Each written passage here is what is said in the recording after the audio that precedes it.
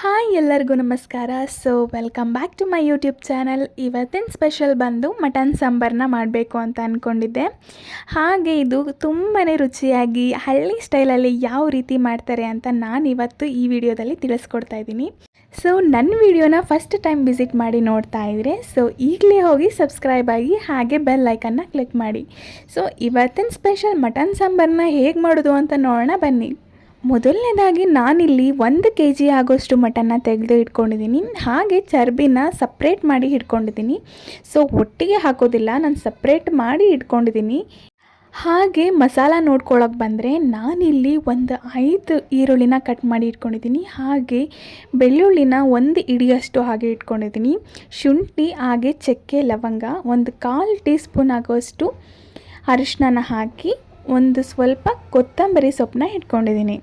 Next ಇವಾಗ ಎಲ್ಲನೂ grind ಮಾಡ್ಕೋಬೇಕಾಗತ್ತೆ. ನಾನು ಆಗಲೇ ತೋರಿಸಿದಂತಹ ಮಸಾಲಗಳನ್ನ ಇವಾಗ ಎಲ್ಲ ಒಂದೇ ಸಾರಿ ಹಾಕ್ಕೊಂಡು ಗ್ರೈಂಡ್ ಮಾಡ್ಕೊಳ್ಳೋಣ.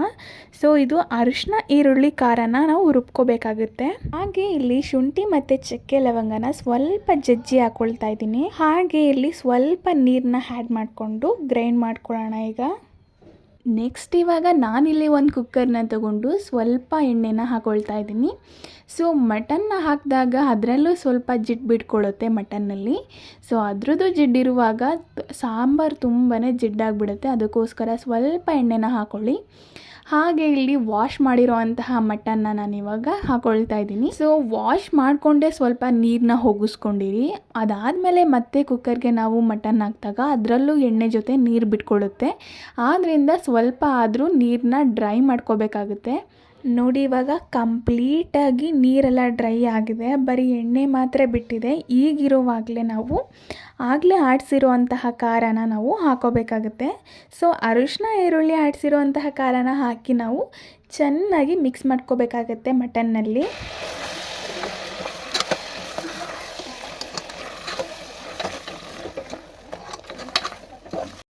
ಹಾಗೆ ಸ್ವಲ್ಪ ಕುದಿ ಬಂದ ತಕ್ಷಣವೇ ನಾವು ಸ್ವಲ್ಪ ನೀರನ್ನ ಆ್ಯಡ್ ಮಾಡ್ಕೋಬೇಕಾಗುತ್ತೆ. ಯಾಕಂದರೆ ಮಟನ್ನ ಬೇಯಿಸ್ಕೋಬೇಕು ಇವಾಗ, ಅದಕ್ಕೋಸ್ಕರ ಸ್ವಲ್ಪ ನೀರನ್ನ ಆ್ಯಡ್ ಮಾಡ್ಕೊಳ್ಳಿ. ಈಗ ಕುಕ್ಕರ್ನ ಕ್ಲೋಸ್ ಮಾಡ್ಕೊಳ್ಳೋಣ. ಕ್ಲೋಸ್ ಮಾಡಿಕೊಂಡು 5 ರಿಂದ 6 ವಿಷಲ್ನ ಕೂಗಿಸ್ಕೋಬೇಕಾಗುತ್ತೆ. ಅಷ್ಟರಲ್ಲೇ ನಾವು ಇನ್ನೊಂದು ಖಾರನ ರೆಡಿ ಮಾಡ್ಕೊಬಿಡೋಣ. ನಾನಿಲ್ಲಿ ಟೊಮೆಟೊನ ಕಟ್ ಮಾಡ್ಕೊಂಡಿದ್ದೀನಿ. ಎಷ್ಟು ಟೊಮೆಟೊ ಅಂದರೆ 4 ಟೊಮೆಟೊನ ಕಟ್ ಮಾಡ್ಕೊಂಡಿದ್ದೀನಿ. ಹಾಗೆ ಇಲ್ಲಿ 2 ರಿಂದ 3 ಟೀ ಸ್ಪೂನ್ ಖಾರದ ಪುಡಿನ ನಾನು ಹಾಕ್ಕೊಳ್ತಾ ಇದ್ದೀನಿ. ಮನೆಯಲ್ಲೇ ಬಿಡಿಸಿರೋ ಅಂತಹ ಖಾರದ ಪುಡಿನೇ ನಾನು ಹಾಕ್ತಾಯಿದ್ದೀನಿ. ಯಾವುದೇ ರೀತಿ ಅಂಗಡಿಲಿ ತರಿಸಿರೋಂತಹ ಪೌಡರ್ ಅಂತೂ ಅಲ್ಲ. ಇದನ್ನೆಲ್ಲ ಹಾಕ್ಕೊಂಡು ನಾವೀಗ ಮತ್ತೆ ಗ್ರೈಂಡ್ ಮಾಡ್ಕೋಬೇಕಾಗುತ್ತೆ. ಹಾಗೆ ಸ್ವಲ್ಪ ನೀರನ್ನ ಆ್ಯಡ್ ಮಾಡ್ಕೊಳ್ಳೋಣ. ಜಾಸ್ತಿ ಏನೂ ಬೇಡ, ಸ್ವಲ್ಪ ತೊಗೊಂಡ್ರೆ ಸಾಕು. ಯಾಕಂದರೆ ಟೊಮೆಟೊದಲ್ಲಿ ನೀರಿರೋದ್ರಿಂದ ಸ್ವಲ್ಪನೇ ಹಾಕ್ಕೊಳ್ಳಿ. ಖಾರನೂ ಕಂಪ್ಲೀಟಾಗಿ ರೆಡಿಯಾಗಿದೆ. ಹಾಗೆ ಇಲ್ಲಿ 5 ರಿಂದ 6 ವಿಷಲ್ ಕೂಡ ಕೂಗಿದೆ. ಅರಿಶಿನ ಈರುಳ್ಳಿ ಜೊತೆ ಮಟನ್ ಕೂಡ ಚೆನ್ನಾಗಿ ಬೆಂದೋಗಿದೆ. ನಾವಿವಾಗ ಸ್ವಲ್ಪ ಕುದಿಸ್ಕೊಂಡು ಆಗಲೇ ಆಡಿಸಿರೋ ಅಂತಹ ಟೊಮೆಟೊ ಮತ್ತು ಖಾರದ ಪುಡಿನ ಇಲ್ಲಿ ಹಾಕೋಬೇಕಾಗತ್ತೆ. ಇದು ಮಟನ್ ಏನಾದರೂ ಎಳೆದಾಗಿದ್ರೆ ಜಾಸ್ತಿ ವಿಷಲ್ ಕೂಗಿಸೋ ಅಂಥ ಅವಶ್ಯಕತೆ ಇರೋದಿಲ್ಲ. ಏನಾದರೂ ನೀವು ಜಾಸ್ತಿ ಬಲ್ತಿರೋ ಮಟನ್ ಏನಾದರೂ ತಂದರೆ ಜಾಸ್ತಿ ವಿಷಲ್ ಕೂಗಿಸ್ಕೋಬೇಕಾಗತ್ತೆ. ಮಟನ್ ಸಾಫ್ಟಾಗಿದ್ದಷ್ಟು ತಿನ್ನೋದಕ್ಕೆ ತುಂಬಾ ಚೆನ್ನಾಗಿರುತ್ತೆ. ನೋಡಿ, ನಾನು ಈಗ ಆಲ್ರೆಡಿ ಖಾರನ ಹಾಕಿ ಮತ್ತೆ ಮಿಕ್ಸ್ ಮಾಡ್ಕೋತಾ ಇದ್ದೀನಿ ಎಲ್ಲ ಚೆನ್ನಾಗಿ. ಹಾಗೆ ಸ್ವಲ್ಪ ನೀರನ್ನು ಆ್ಯಡ್ ಮಾಡಿಕೊಂಡು ನನಗಾಗಲೇ ತೋರಿಸಿದಂತಹ ಚರ್ಬಿನ ಸಪ್ರೇಟಾಗಿ ಇಟ್ಕೊಂಡಿದ್ದೆ, ಅದನ್ನು ನಾನು ಇವಾಗ ಹಾಕೋತಾ ಇದ್ದೀನಿ. ಇವಾಗಲೇ ಹಾಕ್ಕೊಳ್ಳಿ. ಇದನ್ನು ಆಗಿಸ್ಕೊಂಡು ಮತ್ತೆ ಕೂಗಿಸ್ಕೋಬೇಕಾಗುತ್ತೆ. 2 ರಿಂದ 3 ವಿಷಲ್ನ ನಾನು ಕೂಗಿಸ್ಕೊಳ್ತೀನಿ ಮತ್ತೆ ಇವಾಗ ನಾನು. ವಿಷಲ್ ಕೂಗೋಷ್ಟರಲ್ಲಿ ನಾವೀಗ ಸ್ವಲ್ಪ ಕಾಯಿ ತುರಿನ ಆಡಿಸ್ಕೊಂಬಿಡೋಣ. ನಾನಿಲ್ಲಿ ಸ್ವಲ್ಪನೇ ಕಾಯಿ ತುರಿನ ತೊಗೊಂಡಿದ್ದೀನಿ. ಇವಾಗ ಗ್ರೈಂಡ್ ಮಾಡ್ಕೊಳ್ಳೋಣ ಇದನ್ನು ಸ್ವಲ್ಪ. ನೋಡಿ, ಗ್ರೈಂಡ್ ಆಗಿದೆ ಇವಾಗ ಕಂಪ್ಲೀಟಾಗಿ. ಕಾಯಿ ತುರಿನ ಫುಲ್ ಚೆನ್ನಾಗಿ ಗ್ರೈಂಡ್ ಮಾಡ್ಕೋಬೇಕು. ನಾನಿವಾಗ 2 ರಿಂದ 3 ವಿಷಲ್ನ ಕೂಗಿಸ್ಕೊಂಡಾಗಿದೆ. ಓಪನ್ ಮಾಡ್ತಾಯಿದ್ದೀನಿ. ಚರ್ಬಿ ಮತ್ತು ಮಟನ್ ಎಲ್ಲ ತುಂಬಾ ಚೆನ್ನಾಗಿ ಬೆಂದಿದೆ. ನಾನು ಅದಕ್ಕೇ ಹೇಳಿದ್ದು, ಚರ್ಬಿನ ಫಸ್ಟೇ ಮಾಡೋಕ್ಕಾಕ್ಬಿಟ್ಟಿದ್ರೆ ಇನ್ನೂ ಜಾಸ್ತಿ ಜಿಡ್ಡು ಬೀಳ್ತಿತ್ತು. ಇದನ್ನು ಯಾವುದೇ ಕಾರಣಕ್ಕೂ ಲಾಸ್ಟಲ್ಲೇ ಹಾಕಬೇಕು. ನೀವು ಅಷ್ಟೇ, ಏನಾದರೂ ಚರ್ಬಿ ಏನಾದರೂ ಜಾಸ್ತಿ ಇದ್ದರೆ ಫಸ್ಟೇ ಸಾಂಬಾರು ಮಾಡೋಕ್ಕೆ ಹಾಕ್ಕೋಬೇಡಿ. ಅದನ್ನು ಯಾವತ್ತಿದ್ರೂ ಲಾಸ್ಟ್ನಲ್ಲೇ ಆ್ಯಡ್ ಮಾಡ್ಕೊಳ್ಳಿ.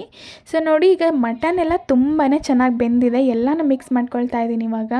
ಸೊ ನೆಕ್ಸ್ಟ್ ಇವಾಗ ನಾವು ಆಡಿಸಿರುವಂತಹ ಕಾಯಿನ ಹಾಕ್ಕೊಳ್ಳೋಣ. ಸೊ ಕಾಯಿನ ನೀವು ತುಂಬ ಚೆನ್ನಾಗಿ ಗ್ರೈಂಡ್ ಮಾಡ್ಕೊಬೇಕು.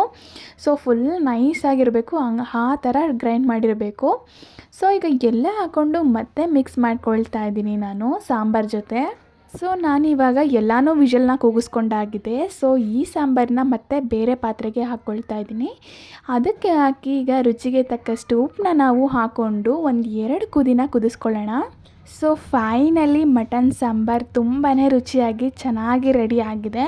ಸೊ ಹಳ್ಳಿ ಸ್ಟೈಲಲ್ಲೇ ಇದೆ ಇದಂತೂ. ತಿನ್ನೋದಕ್ಕೆ ತುಂಬಾ ಚೆನ್ನಾಗೂ ಇರುತ್ತೆ. ಹಾಗೆ ಮುದ್ದೆಗಾಗಲಿ, ರೈಸ್ಗಾಗಲಿ, ಹಾಗೆ ಗೀ ರೈಸ್ಗಾಗಲಿ ಎಲ್ಲದಕ್ಕೂ ಒಳ್ಳೆ ಕಾಂಬಿನೇಷನ್ ಅಂತಲೇ ಹೇಳ್ಬೋದು. ಸೊ ಈ ವಿಡಿಯೋ ನಿಮಗೆ ಇಷ್ಟ ಆದಲ್ಲಿ ಫ್ರೆಂಡ್ಸ್ ಆ್ಯಂಡ್ ಫ್ಯಾಮಿಲಿಗೂ ಶೇರ್ ಮಾಡಿ, ಹಾಗೆ ಲೈಕ್ ಮಾಡಿ, ಕಮೆಂಟ್ ಮಾಡಿ, ಹಾಗೆ ಸಬ್ಸ್ಕ್ರೈಬ್ ಮಾಡ್ಕೊಳ್ಳಿ. So thanks for watching.